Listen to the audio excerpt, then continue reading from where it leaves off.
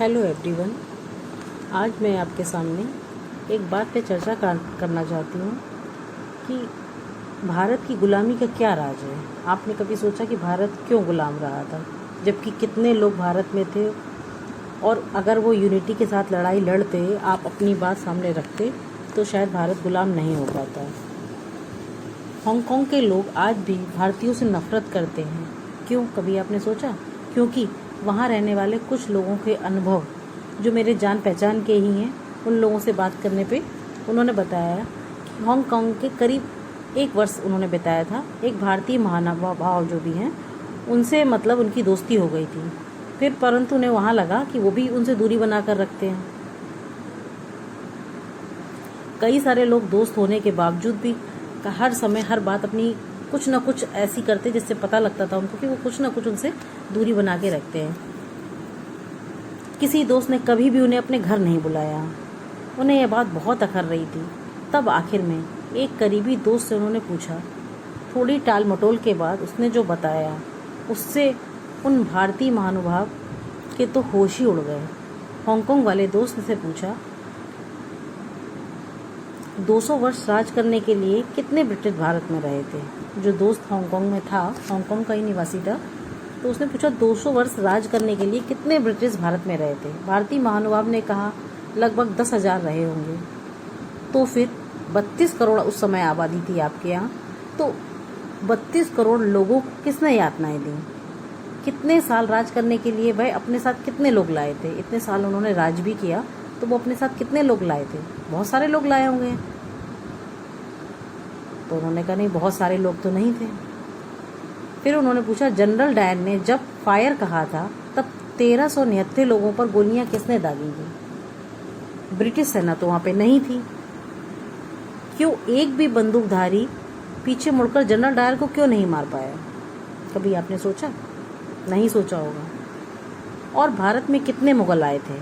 उन्होंने कितने वर्ष तक भारत पर राज किया और भारत को गुलाम बनाकर रखा, और आपके अपने ही लोगों का धर्म परिवर्तन कराकर मुसलमान बनाकर आपके ही खिलाफ खड़ा कर दिया, जो कुछ पैसे के लालच में अपनों पर ही अत्याचार करने लगे, अपनों के साथ ही दुराचार करने लगे। आपके अपने ही लोग कुछ पैसे के लिए अपने ही लोगों को सदियों से मार रहे हैं। आपके इसी स्वार्थी, धोखेबाज, दगाबाज, मतलब परस्त, दूसरे के साथ यारी, भाई के साथ गद्दारी, इस प्रकार के व्यवहार के लिए हम भारतीय लोगों से सख्त नफरत करते हैं। जहाँ तक संभव है हम भारतीयों से सरोकार भी नहीं रखते। जब ब्रिटिश हमारे देश हांगकांग में आए थे, तब एक भी व्यक्ति उनकी सेना में भर्ती नहीं हुआ था, क्योंकि उसे अपने ही लोगों के विरुद्ध लड़ना गवारा नहीं था। यह भारतीयों का दोगला करैक्टर ही है कि बिना सोचे समझे पूरी तरह बिकने के लिए तैयार रहते हैं। आज भी भारत में यही चल रहा है।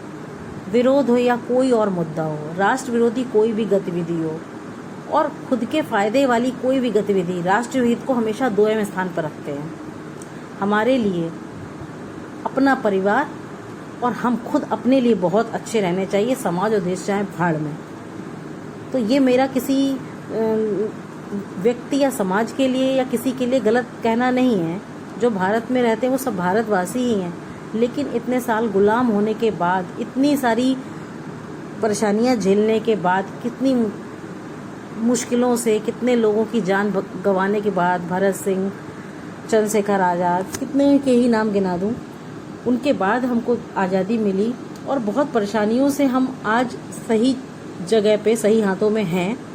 मैं कभी नहीं कहती कि आप इस सरकार का सपोर्ट करिए, उस सरकार का सपोर्ट करिए।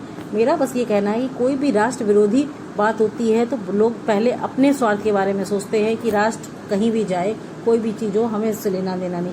लेकिन कभी ये नहीं सोचते कि दूसरे देशों में हमारी इमेज कितनी ख़राब होती है। लोग हमारे यहाँ की न्यूज़ को हेडलाइन बना के चलाते हैं कि यहाँ तो आपस में ही भिड़ रहे हैं। चाहे वो कोविड के समय की बात हो, कोवैक्सीन है, कोविशील्ड है, या किसी भी चीज़ में पहले एक बोल दिया गया कि ये तो नहीं लगवानी है, नहीं लगवानी है। लोगों के बीच में इतना ज़्यादा भ्रम फैला दिया, बाद में खुद लगवा ली बेचारी जनता, मूर्ख है, उसने नहीं लगवाई। अब इसका इतना खामियाजा हुआ कि आज के समय में लोग लगवाने के लिए भाग रहे हैं और वैक्सीन की कमी हो रही है। वो सरकार मंगा रही है और वो पूरी कर भी रही है। लेकिन अपने देश विरोधी कभी भी किसी भी एक्टिविटी में जो लोग पार्टिसिपेट करते हैं तो वो देश के रहने के अधिकारी भी नहीं हैं।